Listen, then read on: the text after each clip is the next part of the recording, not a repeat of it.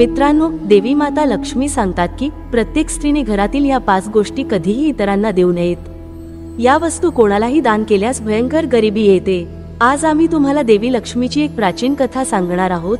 या कथेच्या माध्यमातून तुम्हाला कळेल की आपल्या घरातील कोणत्या वस्तू स्त्रियांनी इतरांना देऊ नयेत। जी स्त्री या वस्तू इतरांना दान करते, देवी लक्ष्मी तिच्या घरातून निघून जाते। म्हणूनच मित्रांनो, तुम्ही ही कथा पूर्णपणे ऐकलीच पाहिजे, कारण अर्धे पूर्ण ज्ञान घातक असते। जो कोणी ही कथा पूर्णपणे ऐकतो, देवी लक्ष्मी त्याची झोळी आनंदाने भरते। चला तर मग विलंब न लावता आम्ही तुम्हाला ती प्राचीन कथा सांगतो। मित्रांनो, खूप वर्षांपूर्वी विदर्भ प्रदेशात एक अतिशय सुंदर शहर होते। त्या शहरात सुकन्या नावाची स्त्री पती आणि सासूसोबत राहत होती। सुकन्या ही एक पतिव्रता स्त्री होती, जी नेहमी धर्माचे पालन करण्यास तत्पर असायची आणि घरातील सर्व कामात कुशल होती। सुकन्याचा स्वभाव खूप दयाळू होता, ती नेहमी इतरांना मदत करायची। सुकन्याचा नवरा संजय एक दुकानदार होता, त्याचे धान्याचे दुकान होते। लोकांना लागणाऱ्या वस्तू तो बाजारात विकायचा। सुकन्याचे आपल्या पतीवर खूप प्रेम होते, ती आपल्या पतीला परमदेव मानत असे आणि कसलीही तक्रार न करता त्याची सेवा करत असे। सुकन्या रोज सकाळी नवऱ्याच्या अंगोदर उठायची, घराचं अंगण स्वच्छ करायची, मग रांगोळी काढायची आणि अंगण सजवायची। त्यानंतर ती घरामध्ये साफसफाई करायची। नंतर आंघोळ वगैरे उरकून ती तुळशीला पाणी देऊन देवी देवतांची पूजा करायची। अशा प्रकारे ती तिची दिनचर्या पार पाडत असे। मित्रांनो, सुकन्या कधीच कोणाचा अनादर करत नसे, ती सगळ्यांशी गोड आवाजात बोलायची। छोट्या मोठ्या सर्वांचा आदर करत असे, म्हणूनच सुकन्याला पाहून सर्वजण म्हणायचे की ती लक्ष्मीसारखे गुण असलेली स्त्री आहे। ती तिच्या कुटुंबाची किती छान काळजी घेते। याशिवाय परोपकार करताना सुकन्याने कधीही हात मागे घेतला नाही। कोणताही भिकारी तिच्या दारात आला तरी तिने त्याला भिक्षा न देता परत पाठवले नाही। त्यांच्या दारातून कोणीही रिकाम्या हाताने गेले नाही। जो कोणी उपाशीपोटी त्याच्या दारात यायचा तो पोटभर जेवूनच परतायचा।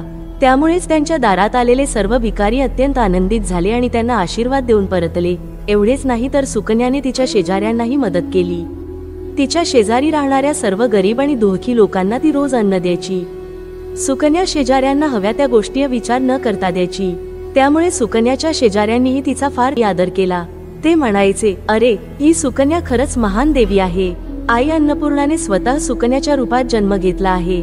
जेव्हा जेव्हा लोक सुकन्याचे कौतुक करायचे तेव्हा ते सर्व तिच्याबद्दल चांगलेच बोलायचे। पण लोकांचे म्हणणे ऐकूनही सुकन्याला कधी गर्व झाला नाही। त्या सर्वांशी ती आदराने बोलायची। असेच दिवस जात होते। मग एके दिवशी सुकन्याची एक शेजारीण तिच्या घरी येते। तेव्हा सुकन्या तिचे स्वागत करते आणि तिला प्रेमाने सांगते, ये ताई, आमच्या घरी तुमचं स्वागत आहे। आज तू माझ्या घरी कसे येणे केलेस? तुला काही हवे असेल तर मला सांग बरं, मी तुला नक्कीच मदत करेन। सुकन्या शेजारीण म्हणते, हे सुकन्या बहीण, आज माझ्या घरी अनेक नातेवाईक आले आहेत।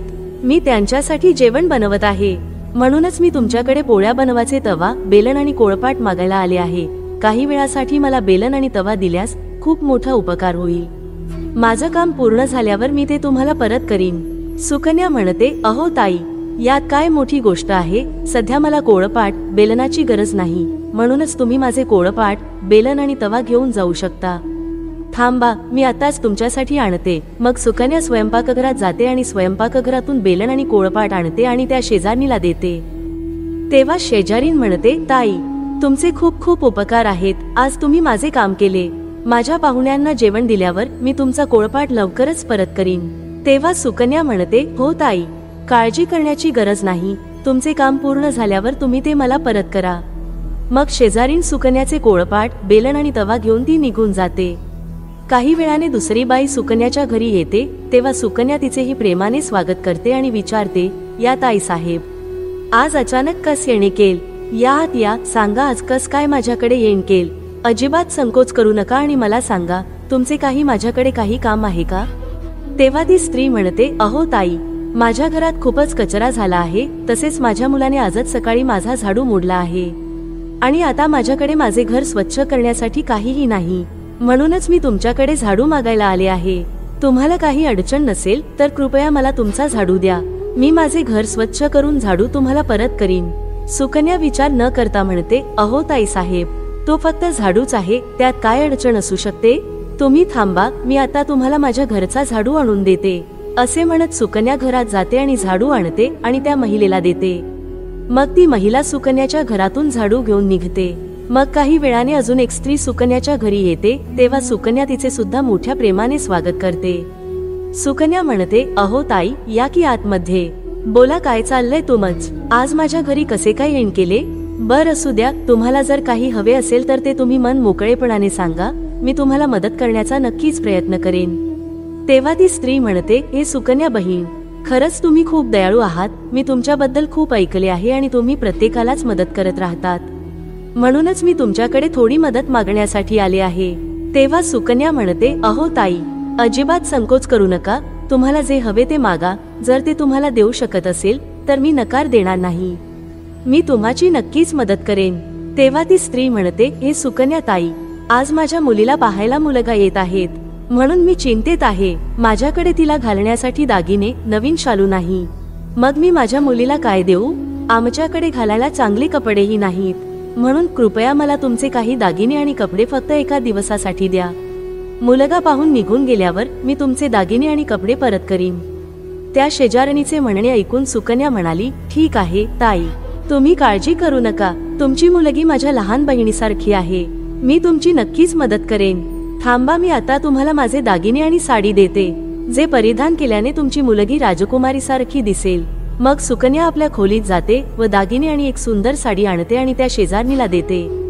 तेव्हा ती शेजारीण खुश होते आणि सुकन्याचे दागिने आणि साडी घेऊन निघून जाते. मग संध्याकाळ होते आणि आणखी एक शेजारीण सुकन्याच्या घरी येते. सुकन्याही तिचं मोठ्या प्रेमाने स्वागत करते आणि म्हणते, ये बहीण, आज माझ्या घरी कसे आलात? ती शेजारी म्हणते, हे सुकन्या बहीण, तू खूप दयाळू आहेस आणि प्रत्येकाला मदत करतोस, म्हणूनच मी तुमच्याकडे आले आहे. माझ्या तान्ह्या मुलाला भूक लागली आहे आणि त्याला प्यायला दूध नाही, म्हणूनच मी तुमच्याकडे दूध मागायला आले. माझ्या बाळासाठी थोडे दूध मिळाले तर तुम्हाला खूप आशीर्वाद लागेल. तेव्हा सुकन्या म्हणते, अग ताई, यात काय मोठी गोष्ट आहे, मी आता तुम्हाला दूध देते. आणि मग सुकन्या स्वयंपाकघरात जाते आणि थोडे दूध आणते आणि त्या शेजारीण स्त्रीला देते. आणि मग ती शेजारीण सुद्धा आनंदाने दूध घेऊन जाते. मित्रांनो, अशा प्रकारे सुकन्या तिच्या सर्व शेजाऱ्यांना मदत करते आणि आनंदाने स्वतःच्या घरची कामे करू लागते. मग रात्र पडताच तिचा नवरा घरी परतला. मग सुकन्या आपल्या पतीला नमस्कार करते आणि त्याची चांगली सेवा करते. आपल्या पतीला जेवू घालते आणि नंतर स्वतःही जेवण करते. मग रात्री पती पत्नी दोघेही सुखाने झोपतात. मग दुसऱ्या दिवशी जेव्हा ते उठतात तेव्हा त्यांना एक वाईट बातमी ऐकायला मिळते. एक माणूस धावत धावत सुकन्याच्या घरी येतो आणि सुकन्याच्या पतीला म्हणतो, भाऊ, काल रात्री तुमचे दुकान कोणीतरी लुटले. उठा, चला लवकर, खूप मोठी चोरी झालेली आहे. आपल्या दुकानामधील सर्व सामान गायब आहे.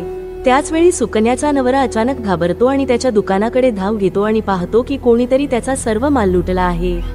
त्याच्या दुकानात ठेवलेले सर्व पैसेही चोरीला गेल्याचे त्याला दिसते. तो दुःखी आणि निराश होऊन घरी परततो आणि सुकन्याला सर्व काही सांगतो.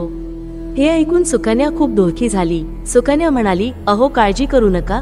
आपल्या घरात मी खूप पैसे ठेवले आहेत, ज्यातून तुम्ही पुन्हा व्यवसाय सुरू करू शकता. मग सुकन्या तिच्या घराच्या तिजोरीत पाहते तर काय तेही पूर्णपणे रिकामी दिसते. त्यातील सर्व सामान आता चोरीला गेले होते. हे पाहून सुकन्या खूप दुःखी होते. हे कसे घडले हे त्यांना समजत नाही. तेव्हा सुकन्याचा नवरा तिच्यावर खूप चिडतो आणि विचारतो, सुकन्या, खर सांग, आपल्या घरात ठेवलेले सर्व पैसे कुठे गेले? ते अचानक कसे गायब झाले? ते सुद्धा चोरीला गेले की काय? सुकन्या म्हणते, अहो स्वामी, मी तर घरीच होते अन सर्व पैसे तिजोरीतच होते. ते कोणी चोरले ते मला माहित नाही आणि कसे गायब झाले तेही मला काहीच माहित नाही. मित्रांनो, तेव्हा दुखी मनाने रागात येऊन सुकन्याचा नवरा म्हणतो, सुकन्या, तू नेहमीच इतर लोकांना आपल्या घरी बोलावून त्यांना जेवू घालतेस, अनोळखी व्यक्तींना घरी बोलवतेस, याचाच हा परिणाम आहे. त्याचपैकी एकाने आपल्या घरातून सर्व पैसे चोरले आहेत आणि ते तुला कळल सुद्धा नाही. रागाच्या भरात सुकन्याचा नवरा तिला शिवीगाळ करतो. सुकन्याची सासूही तिला खूप शिव्या देते आणि म्हणते, या शेजाऱ्यांना घरातील वस्तू देणारी तूच आहेस. तू कधीही विचार न करता कोणालाही मदत करत असतेस. त्यातील कोणीतरी सर्व पैसे चोरले आहेत. घरातील सर्वजण सुकन्याला वाईट बोलू लागतात. तेव्हा सुकन्या आपल्या पतीचे सांत्वन करून म्हणते, हे स्वामी, मी माझे काही दागिने आपल्या शेजारणीला दिले आहेत. मी तिच्याकडील दागिने घेऊन परत येते. मग सुकन्या त्या गरीब शेजारणीच्या घरी जाते आणि पाहते तर काय की त्याच्या घरीच कोणी नाही. ती महिलाही घर सोडून सुकन्याचे दागिने घेऊन पळून गेलेली असते. मित्रांनो, मग सुकन्या निराश होऊन आपल्या घरी परतते आणि ती तिच्या पतीला सर्व काही सांगते. सुकन्याचे बोलणे ऐकून तिचा नवरा चिडला आणि सुकन्याला शिवीगाळ करू लागला. सुकन्याचा नवरा म्हणतो, हे सुकन्या, तू खूपच मूर्ख आहेस. तुझ्यामुळे आम्ही आमची सर्व संपत्ती आणि वैभव गमावले आहे. तुमच्या दानाच्या सवयीमुळे आम्हाला हा त्रास झाला आहे. आता तू या घरात राहू शकत नाहीस. तू याच क्षणी हे घर सोडून निघून जा. सुकन्या म्हणते, हे स्वामी, तुमच्याशिवाय या जगात माझे कोणीही नाही. तुमच्याशिवाय मी कुठं जाऊ? मी काय करू? सुकन्याचा नवरा म्हणतो, तू कुठेही जाऊ शकतेस, पण आता तू या घरात राहू शकत नाहीस. तुझ्यामुळे माझे सर्व काही उद्ध्वस्त झाले आहे. आता तू या घरात राहिल्यास बाकी सर्वच नष्ट होईल. सुकन्या आपल्या पतीला हात जोडून विनवणी करू लागली, हे स्वामी, असे बोलू नका. मी कोणताही गुन्हा केलेला नाही. मी तुमच्याशिवाय जगू शकत नाही. मला माफ करा. या तुमच्या दासीला घरातून हाकलून देऊ नका. पण सुकन्याचा नवरा तिचं काहीच ऐकत नाही आणि तिला घरातून हाकलून देतो आणि म्हणतो, आता तू हे घर सोड आणि परत येऊ नकोस. तुमची इच्छा असेल तर तू नदीत उडी मारून तू तुझा जीव देऊ शकतेस, पण आता तू माझ्यासोबत या घरात राहू शकत नाहीस. मग सुकन्या दुःखात रडत रडत आपल्या पतीच्या घरातून निघून जाते. मग चालत असताना सुकन्या माता लक्ष्मीच्या मंदिरात जाते आणि लक्ष्मीची प्रार्थना करते आणि म्हणते, हे आई, मी असे कोणते पाप केले आहे की ज्यामुळे मला आज घरामधून हाकलून दिले आहे? मी गरिबांची मदत केली हाच माझा गुन्हा आहे ना? हे लक्ष्मी माता, मी रोज तुझी पूजा करायचे, तरीही तू माझ्या घरातून का निघून गेलीस? कृपया मला सांगा आई, मी असा काय गुन्हा केला आहे की तू माझ्यावर रागावली आहेस? मग सुकन्या तिथे बसून विचार करू लागली की जर माझा नवरा मला स्वीकारणार नाही तर मी जगून काय करावं? माझ्या पतीची दुर्दशा माझ्यामुळे झाली असेल तर मला जगण्याचा अधिकार नाही. असा विचार करून सुकन्या आपला जीव देण्यासाठी नदीकडे जाऊ लागते. सुकन्या नदीजवळ जाऊन देवी लक्ष्मीची प्रार्थना करते, हे लक्ष्मी माता, आता मी माझ्या प्राणाची आहुती देणार आहे. माझ्या तुझ्या पूजेत काही कमतरता राहिली असेल तर मला क्षमा करा. मी माझ्या पतीशिवाय जगू शकत नाही, म्हणूनच मी आता या नदीत उडी मारून माझ्या प्राणाची आहुती देणार आहे. असे म्हणत सुकन्या नदीत उडी मारणार होती तेव्हा त्या ठिकाणी एक चमत्कार होतो आणि अचानक माता लक्ष्मी प्रकट होतात आणि त्या सुकन्याला दर्शन देते. आई लक्ष्मी सुकन्याला म्हणते, सुकन्या थांब, थांब बेटी, हे काय करत आहेस? आत्महत्या करणे पाप आहे. तेव्हा सुकन्या डोळे उघडते आणि पाहते की देवी लक्ष्मी तिच्या समोर उभी आहे.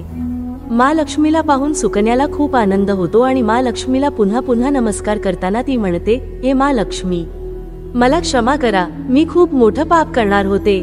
देवी लक्ष्मी म्हणते, हे सुकन्या, माणसाने स्वतःचा जीव घेऊ नये. हे घोर पाप आहे. भगवंताने दिलेले शरीर असे नष्ट कधीच करू नये. सुकन्या म्हणते, हे आई, मी असहाय्य आहे. माझ्या पतीने मला सोडले आहे आणि या समाजात पतीने सोडलेल्या स्त्रीला सन्मान मिळत नाही. मी माझ्या पतीशिवाय राहू शकत नाही, म्हणूनच मी माझ्या प्राणाची आहुती देणार आहे. तेव्हा देवी लक्ष्मी म्हणते, हे सुकन्या, मला सर्व काही माहीत आहे आणि मला हे देखील माहीत आहे की तुझ्या पतीने तुला का सोडले आहे. तुझ्या चुकीमुळे हे सर्व घडले आहे. तू नकळत काही गोष्टी दान केल्या होत्या, त्यामुळे मला तुझे घर सोडावे लागले. जी स्त्री आपल्या घरातील या वस्तू इतरांना देते, मी तिच्या घरात राहत नाही. मी फक्त त्या वस्तू घेऊन त्यांचे घर सोडते. तेव्हा सुकन्या म्हणते, हे आई, त्या कोणत्या गोष्टी आहेत? कृपया मला सांगा. मी कोणत्या वस्तू दान केल्या आहेत ज्यासाठी तुम्ही माझ्या घराचा त्याग केला आहे? देवी लक्ष्मी म्हणते, हे कन्या, आता तू लक्ष देऊन ऐक. मी तुला अशा गोष्टींबद्दल सांगते ज्या कोणत्याही स्त्रीने इतरांना देऊ नयेत. या वस्तू दान केल्यानंतर मी ते घर सोडते. हे सुकन्या, पहिली गोष्ट म्हणजे कोळपाट, बेलन आणि तवा. कोणत्याही महिलेने आपल्या घरचे कोळपाट, बेलन आणि तवा इतरांना देऊ नये. स्वयंपाकघरात या वस्तूंना सर्वाधिक महत्त्व आहे. या गोष्टींची शुद्धता नेहमी राखली पाहिजे. याच वस्तूंनी भगवान विष्णूला प्रसाद बनवला जातो आणि तव्यावर बनवलेली दुसरी पोळी गाईला खायला दिली जाते. म्हणूनच या गोष्टी नेहमी स्वच्छ आणि शुद्ध ठेवाव्यात. हे इतरांना दिल्यास अशुद्ध होऊ शकतात आणि नंतर त्यांचा वापर केल्यास अशुभ परिणाम मिळतात. म्हणूनच सुकन्या, तुझ्या स्वयंपाकघरातील चकले, बेलन आणि तवा तुझ्या शेजाऱ्याला देऊन तू सर्वात मोठी चूक केली आहेस. पुढे माता लक्ष्मी म्हणते, हे सुकन्या, आता तू दुसरी गोष्ट ऐक. तू तुमच्या घरात ठेवलेला झाडू तुमच्या शेजाऱ्याला दिला होता. ज्या वस्तूमध्ये मी नेहमीच राहते, जी गोष्ट मला सर्वात प्रिय आहे, तीच तू दुसऱ्याला दिली आहेस. मग मी तुझ्या घरी कसा राहू शकेन? हे सुकन्या, जी बाई आपल्या घरचा झाडू दुसऱ्यांना देते, मी तिच्या घराचा त्याग करतो. घर झाडूने स्वच्छ केले जाते आणि जिथे स्वच्छता असते तिथे मी राहतो. सुकन्या, लक्षात ठेव, झाडू नेहमी घरात लपवून ठेवावा. बाहेरच्या माणसालाही झाडू दिसू नये. झाडू ही अत्यंत पवित्र वस्तू आहे, त्यावर पाऊल टाकू नये आणि विष्ठा इत्यादी घाण साफ करण्यासाठी त्याचा वापर कधीही करू नये. माता लक्ष्मी म्हणते, ए सुकन्या, आता तुम्ही तिसऱ्या गोष्टीबद्दल ऐका, जी की स्त्रीने इतरांना कधीही देऊ नये. ती गोष्ट म्हणजे स्वतः दागिने. मंगलसूत्र, जोडे आणि पैंजण हे दागिने कधीही दुसऱ्या स्त्रीला देऊ नयेत. मी नेहमीच दागिन्यांमध्ये राहते. स्त्रीचे दागिने हे सौभाग्याचे प्रतीक आहे. स्त्रीच्या 16 अलंकारांमध्ये दागिन्यांना खूप महत्त्व आहे. विवाहित स्त्रीने तिचे दागिने कधीही दुसऱ्या स्त्रीला घालण्यासाठी देऊ नयेत. जी स्त्री आपले दागिने इतर स्त्रियांना देते तिच्या आयुष्यात दुर्दैव येते. हे सुकन्या, आता मी तुम्हाला चौथ्या गोष्टीबद्दल सांगते. संध्याकाळनंतर कोणत्याही व्यक्तीने पांढऱ्या रंगाच्या वस्तूंचे दान करू नये. पण तुम्ही संध्याकाळी दूध दान केले होते. संध्याकाळी दूध दान केल्याने आयुष्यात दुर्दैव येते. संध्याकाळच्या वेळी पांढऱ्या रंगाच्या वस्तू दान केल्याने व्यक्तीच्या आयुष्यात अशुभ काळ येतो. कधीही मीठ, पीठ दान करू नयेत. मित्रांनो, माता लक्ष्मी म्हणते, हे सुकन्या, आता मी तुम्हाला त्या सर्व गोष्टी सांगितल्या आहेत ज्या कधीही दान करू नयेत. या गोष्टी इतरांना उधार किंवा वापरासाठी कधीही देऊ नयेत. सुकन्या म्हणते, हे लक्ष्मी माता, माझ्याकडून खूप मोठी चूक झाली. मला या गोष्टींची माहिती नव्हती. कृपया मला माफ करा. आणि आता मला प्रायश्चिताचा उपाय सांगा. देवी लक्ष्मी म्हणते, हे सुकन्या, तू आधीच पश्चाताप केला आहेस. म्हणूनच आता तू तुझ्या घरी परत जा. मी तुला तुझे सर्व वैभव आणि संपत्ती परत करीन. असे बोलून माता लक्ष्मी त्या ठिकाणाहून अंतर्धान पावते. मग सुकन्या देवी लक्ष्मीचे आभार मानते आणि त्या ठिकाणाहून घराकडे जाऊ लागते. तेवढ्यात तिचा नवरा तिच्या शोधात तिच्याकडे येतो. तो सुकन्याकडे येतो आणि तिची क्षमा मागतो आणि म्हणतो, हे सुकन्या, मला माफ कर. मी तुला खूप वाईट बोललो. तू खरंच प्रत्यक्ष लक्ष्मी देवीसारखी आहेस. मा लक्ष्मी देवीच्या कृपेने आपल्याला आपली सर्व संपत्ती आणि वैभव परत मिळाले आहे. ज्यांनी आमचे पैसे लुटले त्या सर्वांनी आमचे पैसे आम्हाला परत केले आहेत आणि त्यांनी तुझे नाव घेऊन माफी मागितली आहे. हे ऐकून सुकन्या खूप आनंदित झाली आणि पतीसह घरी परतली. लक्ष्मी देवीच्या कृपेने सुकन्याच्या घरी पुन्हा सुख समृद्धी येते आणि तेव्हापासून सुकन्याने आपल्या घरातील या 4 गोष्टी इतरांना कधीच दिल्या नाहीत. तर मित्रांनो, मला आशा आहे की तुम्हाला ही कथा आवडली असेल. व्हिडिओला लाईक करा आणि कमेंटमध्ये जय मा लक्ष्मी लिहा. तसेच चॅनल सबस्क्राईब करा. तुम्हा सर्वांचे मनपूर्वक आभार.